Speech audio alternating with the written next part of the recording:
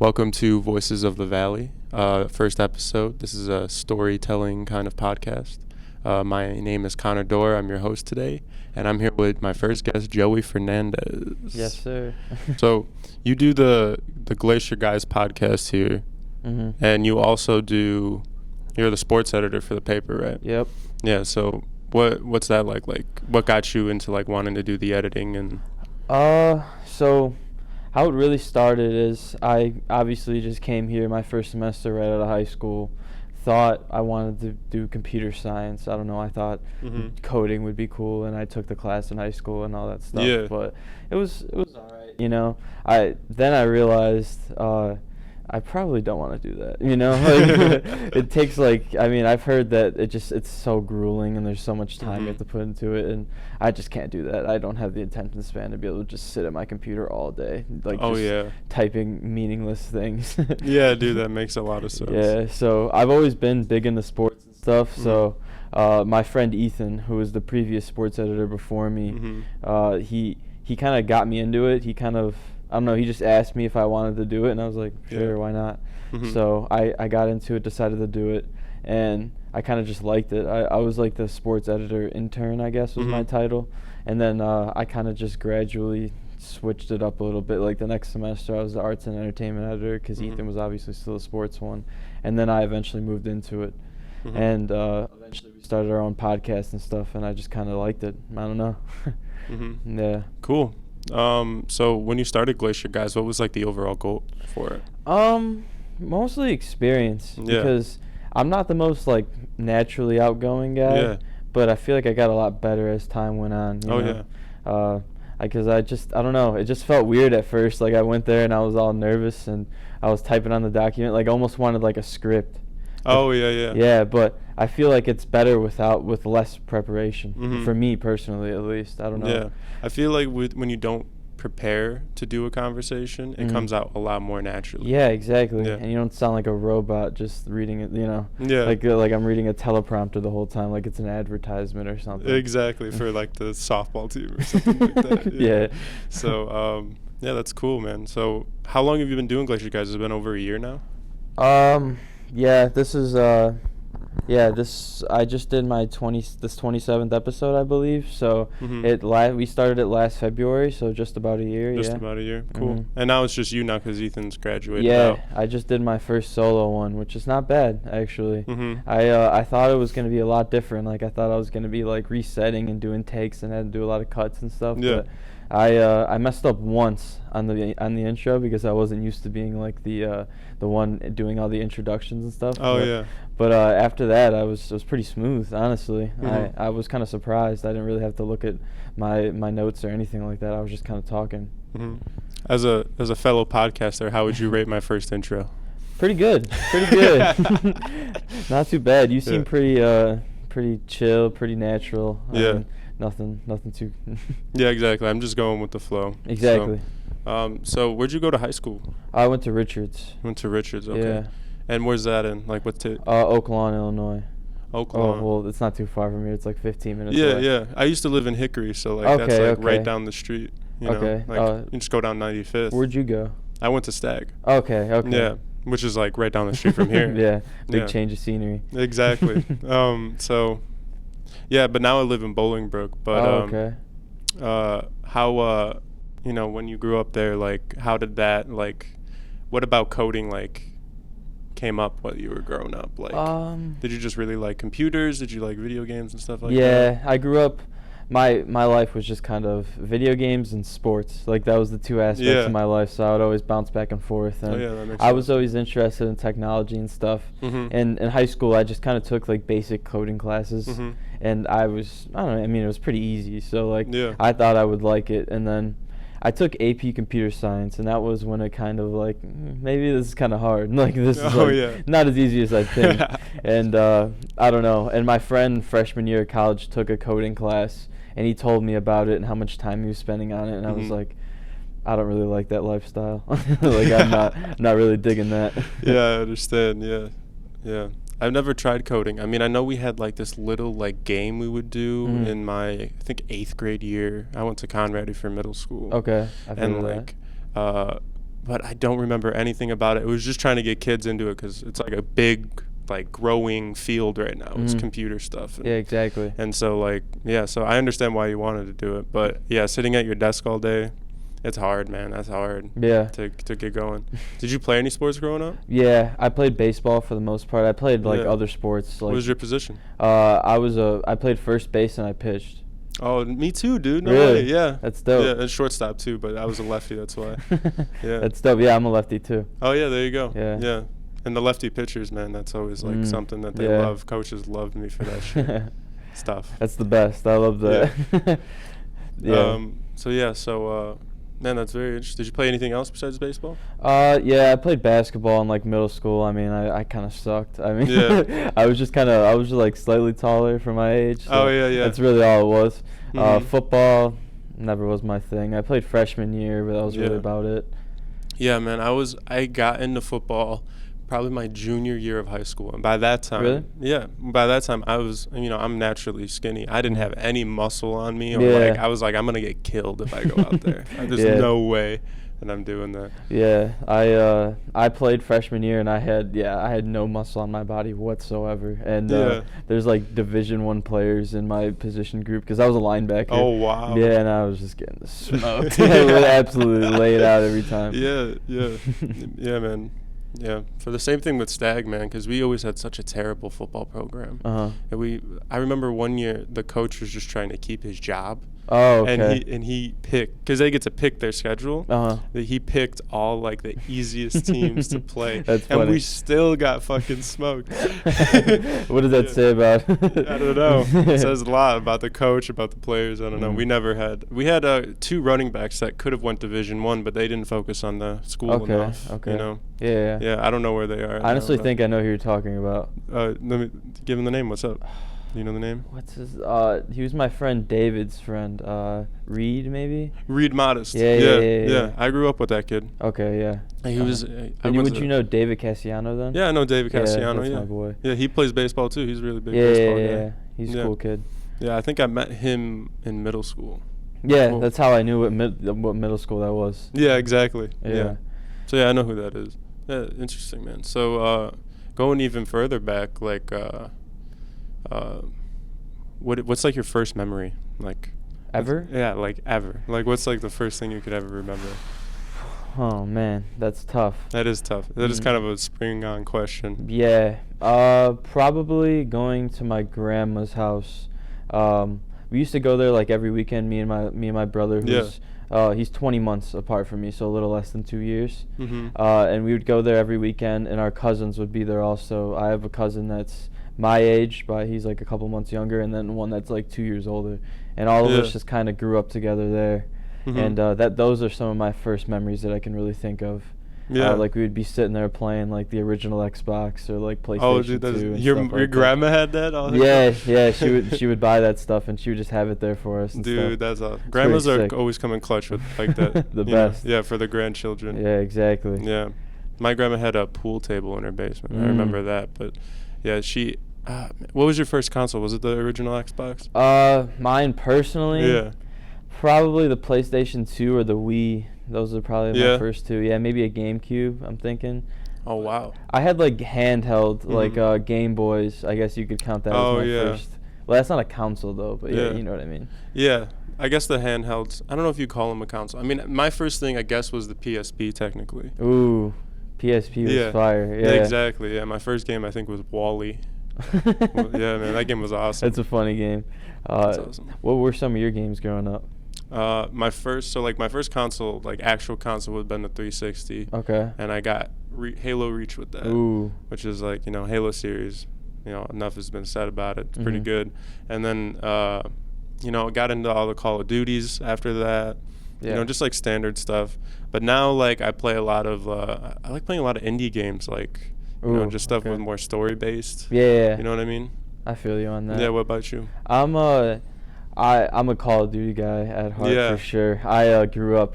They have like this website you can go on for Xbox. They had like their anniversary, I guess. Yeah. It's called Xbox Museum or something like that. And you can see like your most played games of all time on your Xbox account. No way. And literally 4 out of the 5 were Call of Duty games. That's awesome. It was Black Ops 2 was number 1, I believe. Black Ops 2 was a good one. I think it would have probably go Black Ops 1 and then World at War. That was number 2. Black Ops 1. Yeah. Black Ops 1 was fire, man. That's the only game, like, because you know how they have that prestige system? Yeah. I never would. I would always be like, I unlocked everything. Why would I prestige? Exactly. I would stick at 55. That was the only game I'm prestiging because I was like playing it like crazy. I love that game. Yeah, man. What other games besides shooters do you think? Sports games. Yeah. Like the classic, like GTA, obviously, and like Rocket League and stuff like that. Oh yeah. Yeah, I would branch out a little bit. You know, like I would play some story games like LA Noire. I don't know if you ever knew what that was. Yeah, I know LA Noire. And then Hitman, like some of those Hitman's games. Good. Yeah. My dad would just kind of buy me games, and I would kind of. Oh, that's awesome. Just play them. Yeah, growing up. I don't know if you remember this, but do you remember the channel G4? Like it was on. Yes, it's gone now. But yeah. I ask every gamer if they remember that because that was the stuff, man. I loved it. I was big into YouTube as a kid. I don't know about you. I was too. Yeah. Minecraft. Yeah. I don't know why I forgot about Minecraft. Yeah, dude. It expanded my imagination so much. Exactly. Yeah, Minecraft was definitely my childhood favorite. It was definitely my childhood favorite. Yeah. Man, I even played that like over 2020 when everyone was quarantined and stuff.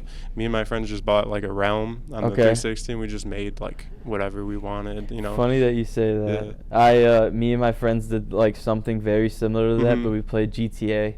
Oh yeah. Yeah, we would do that. We would play like probably get on around like 4 or 5 p.m. and play till like 7 in the morning. Like outrageous times. Exactly. That's exactly what we would do. It would be so fun though. Like it was some of the most fun I've ever had playing video games ever. Oh yeah. Yeah. Yeah. It's all those moments when you're with your boys and it's late at night and you know you should go to sleep, but you're up just playing is always the best times. Like, the best conversations. Best conversations, best times. You know, you're loose. You know, you're probably doing some other stuff. Like, it's a great time. I love that stuff, man. And you know, when the heist came out on GTA 2, that's when I really amped up my game with that. Yeah. With that game, I love that. It was that was some great times. We all did during quarantine. I don't know if you ever heard of it, where if you go through all the heists without dying once. Then you get like there's like a challenge where you get like $12 million each or something like that. Yeah. It's called like Unbreakable or something like that. Yeah, something like that. Yeah. We spent like 3 weeks doing that. Dude, there's no way I could have. Yeah. I'd die so fast. We finally did it, but we figured out a way around it, not gonna lie. I'm not gonna sit here and act like we did it legit. What you would do is you would dashboard or like you would close the app out every time like one of them dies before like before the menu would come up. Then you just go back on and be fine. Yeah, exactly. Yeah, that's awesome. We would just have to replay that whole mission. That's it. Yeah. I want to sit here and act like I'm so like all of us are so good, but no. No, that's all right. I guarantee you, almost everybody did that. Yeah, I mean it was such a cheat, but it was. Yeah. I mean it was so worth it. We were just able to buy whatever we wanted. But yeah, exactly. Yeah. Did you so like when you had like Christmas and stuff, would you go to your grandma's over there? Or did you go to a family's? Did you have it at your place? Well, typically it was more.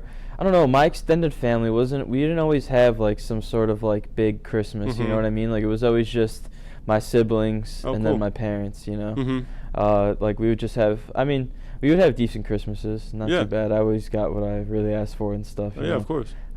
Yeah, I mean, Christmas is my favorite holiday. I don't know. Oh, yeah. Especially as I got older. I don't know. There's something about, like, I always enjoyed giving gifts more than receiving them. I don't know. It's, like, something about, like I'm not, like, the most, like, charismatic person ever, so I always feel bad when I don't, like, give some big reaction when I receive a gift. You know what I mean? Because I'm sitting there, like, yeah, I'm the same exact way. Like I'm very flat, but inside I feel the excitement and everything. But it's not like I don't know how to like express that. Exactly. Like I feel like I'm putting on like a fake act if I even try to. So I'm like yeah, I mess with this. Like that's all I got for you. Really, like I don't know.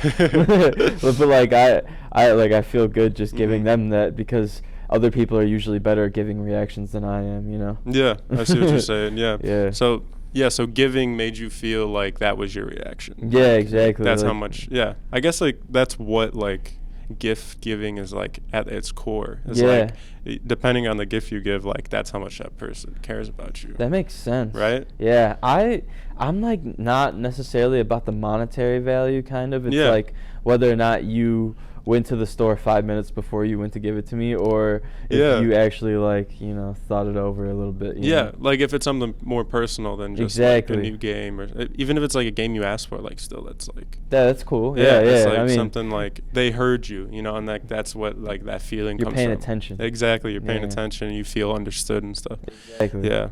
You know, I wonder where like Christmas even stemmed from. Like I know it's a Christian holiday and like a religious holiday, but I know like it goes way further. It's way deeper than that. Yeah, it goes way further. But at the same time, it also feels like a money grab. Yeah. I mean, I think just that's like the time we're living in though. Like every holiday is pretty much a money grab. I mean, Valentine's Day is coming up. It's literally next week. And like that is just like an excuse to go out on a date and spend money and go somewhere nice. Yeah, I mean, get flowers and all that stuff. Yeah, I mean, the holidays definitely have like good things to them. Don't get me wrong. Oh yeah. But at the same time, it's like a way for large corporations to take advantage of common citizens. You know what I mean? Like Christmas, it's almost like the pressure is put on people to like provide for like to I don't know, to like live up to the expectations of what others want them to, because of the way it's portrayed. Like by everyone, like you feel like you have to spend a certain amount of money for other people, you know? Yeah, exactly. So, and the corporations take advantage of that. Oh yeah. Not to get all preachy. Yeah, man. I mean, I work for a pretty big retail corporation right now. Me too. And their whole thing is like, you know, with this stuff coming up, they make sure they have the sales like ready months beforehand. They like have charts of like, hey, like this is how good we do this week before this holiday, you know, and it's like it's all planned out. It's all business oriented. Yep. You know, they have like stuff playing, like the music that they play during that time is all about, you know, if whatever holiday's coming up. All like, the Valentine's Day stuff's on display in the front of the stores. All that. Yeah, like fragrance and like cosmetic stuff is always like, you know, big thing. Jewelry, like big thing. You know, like it's all like that stuff is now pushed to the front, you know, and it's crazy to watch it, like the machine work. You know what I mean? Like it's weird. And I mean, they're playing more like lovey-dovey songs now and stuff like that. So just to get you in the mood for it. And it's all just like subconsciously, I think it's just to get you to like spend your money. They're so good at that shit. Exactly. So good at it, man. So yeah, do you think you ever see yourself working for a big corporation? Yeah, I think I definitely see myself. I'd prefer to have my freedom within that corporation. You know what I mean? Especially, I think everyone does. Yeah, for sure. I like, because especially since I want to be a writer or a podcast or do some sort of content creation, I'd prefer to not be held within a certain grounds. But if so, I think I could keep myself within it. I don't know if I'd prefer that, but if I got to do what I got to do, then that's how it is, you know? Yeah. But I'd prefer to have some independency. There's some companies out there that allow those, that I'd prefer to work for just over others, but I don't know, it's kind of interesting. It's kind of like the Barstool Sports or the ESPN. Yeah, I was just about to say I could totally see you do something for Barstool. Yeah, that's what I'm really big into. I'm like I keep up with a lot of their stuff, just in general, like their blogs and their podcasts and stuff. And they give their the people who are associated with them a lot of breathing room and let them kind of do whatever they want and their creative minds and stuff. So, but if you go more the ESPN route, then it's more like this is what you're gonna do, and then you stay within these grounds. Yeah. And you say whatever, as long as it's not like too controversial. You know what I mean? Yeah. So I mean, I could see myself fitting in either way. It's just where I get an opportunity first. I mean, not saying I would only be working for those two, but you know what I mean, like depending on the route and stuff. Yeah, exactly. I mean, I think you've done enough so far where you could probably go get an internship somewhere. I mean, yeah, that's what I'm hoping to do, for the summer, but we'll see. I know a few people that have connections within like local newspapers and stuff like that, and I might want to start there and then try to build up, you know? Yeah, build up that resume. Yeah, exactly. Yeah, so the overall goal is to be a sports writer. Yeah, hopefully. Yeah, and what do you think, like, fulfills you about that? Like, whenever you write a good article on sports, and, like, what is fulfilling about being a sports journalist to you? I'm really passionate about it, Yeah. and I just like hearing feedback. Yeah. Positive or negative. I just like knowing that people are even reading it in the first place. Yeah. You know what I mean? And coming up with their own ideas. Exactly. Yeah. Like the forming their own opinions on my work as a whole. And I just find that very interesting to see what goes through their mind, because obviously I have my point of view, and sometimes it could be viewed as tunnel vision, because that's the only view that I have, obviously, you know. Yeah. And I want to hear some outside the box thinking, or I want to hear what I do wrong, or how if my writing's too stale, or if I do the same thing every time, or if that, like the tendencies and stuff like that, because I want to break those. Yeah. And I want to be able to expand, you know. Yeah. And I don't want to keep myself closed in, you know. Yeah, exactly. So you want to keep evolving as a writer. Exactly. I find it very interesting, especially with my podcasting too. I want to know if I sound too monotone, or if I'm too boring, or if I'm getting caught up in my words too much. Like my big tendency when I started podcasting was I would say like in between like every word. Oh yeah. Because I'm like sitting there second guessing myself, like you know. And it used to make me so mad, because I'd be thinking about it so much more, and then I would do it even more, you know. Like, but ever since I kept going, I think I've gotten a lot better with it.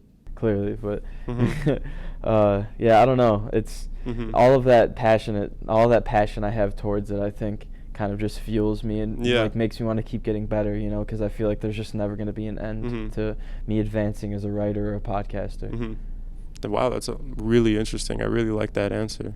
Yeah, it does seem like you're really passionate about it, and definitely like because I've listened to all the Glacier guys ever since I heard about all of them. Yeah, so appreciate that. Yeah, so from the first one to like the one you just did, like I could tell it's complete change. It's completely better. You could tell it sounds better. Not even just like the production sounds good. You know? Yeah. You know, and when you get guests on there, you're way more natural with them now. Like, yeah, so you know, go check it out if you haven't yet. So do you think, like, would you ever want to own your own like company? Possibly. Yeah. If I'm never going to say for sure no to really anything. Yeah. Because you never really know what path you're going to be taking. You know what I mean? Yeah. Because I could start working for a large corporation, or even a smaller corporation, and be like, I don't want to do this. Like, I don't want to have to speak up to someone else. You know what I mean? Like, I may want to be my own boss one day. Who knows? You know? I don't want to ever close myself off or be closed-minded towards anything in life. Honestly, I want to always keep an open mind and be willing to hear other opportunities, or hear other people's thoughts on things, just in general, you know. Yeah. So you like being part of that space where like with other writers. I like feedback is a big thing for me. Yeah, clearly, cool. like, as I said before, but cool. Yeah. So, like, when you get negative or positive feedback, how do you take that? Like, do you remember all those things that everyone has said, and you keep going with it? Yeah, I'm very big into remembering things in my head. I don't know. There's just something about my memory. Like, there's other things, like common day-to-day things that I'll just naturally forget.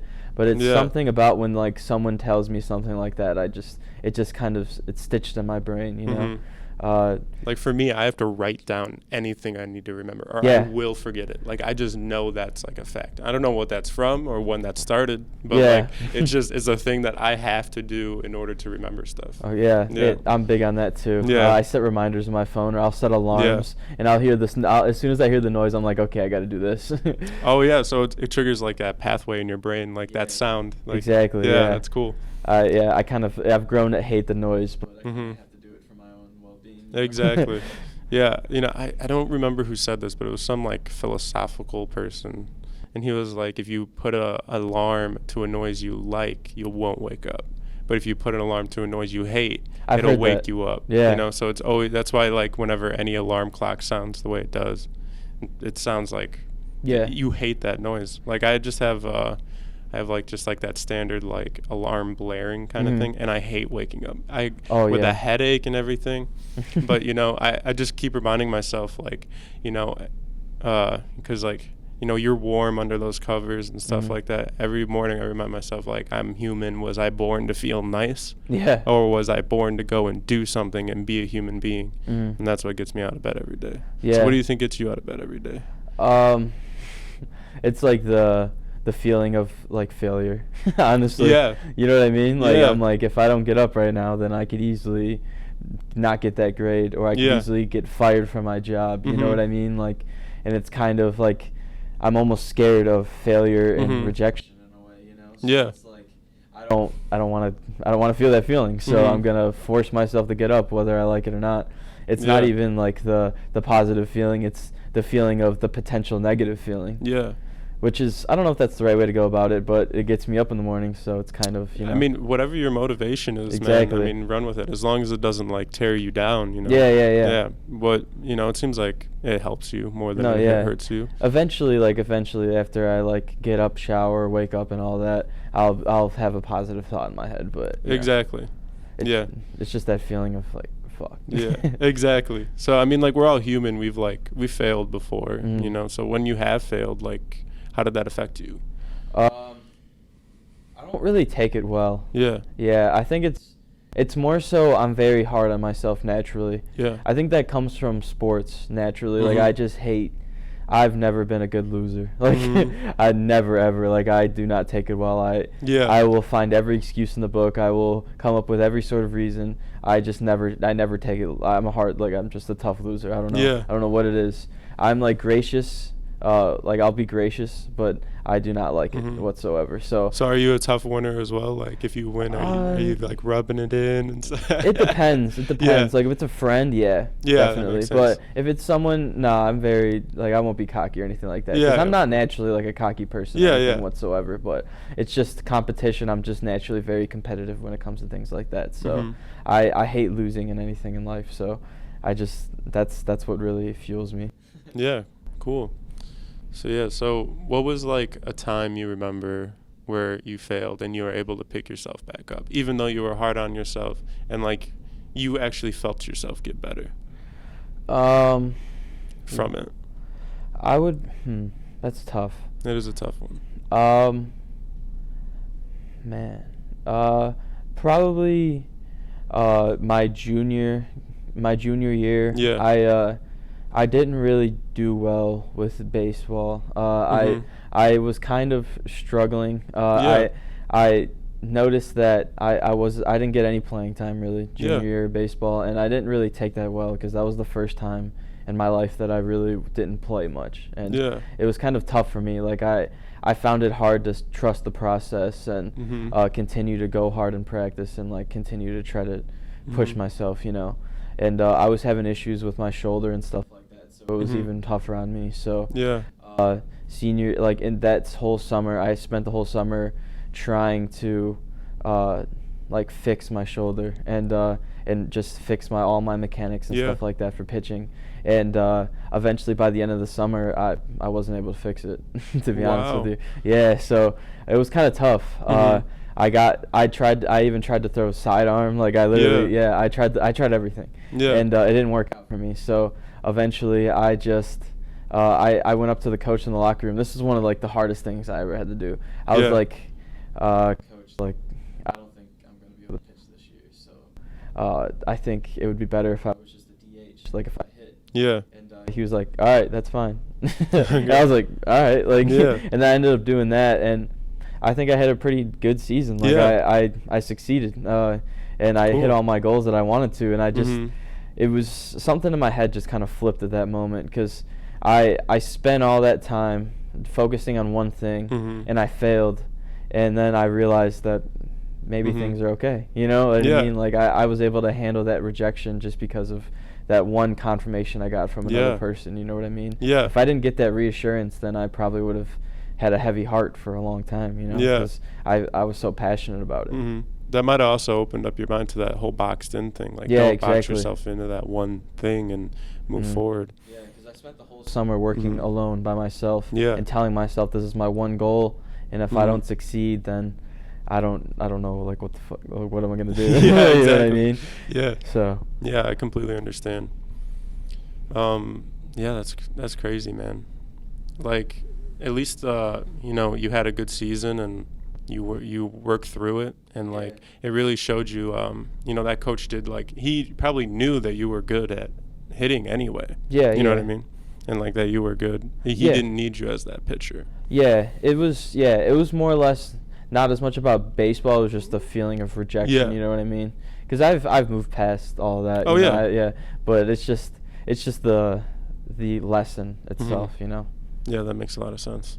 I think that's a good point to end off at. Yeah. Yeah. All right. Well, thanks for listening, and check back next Thursday. All right.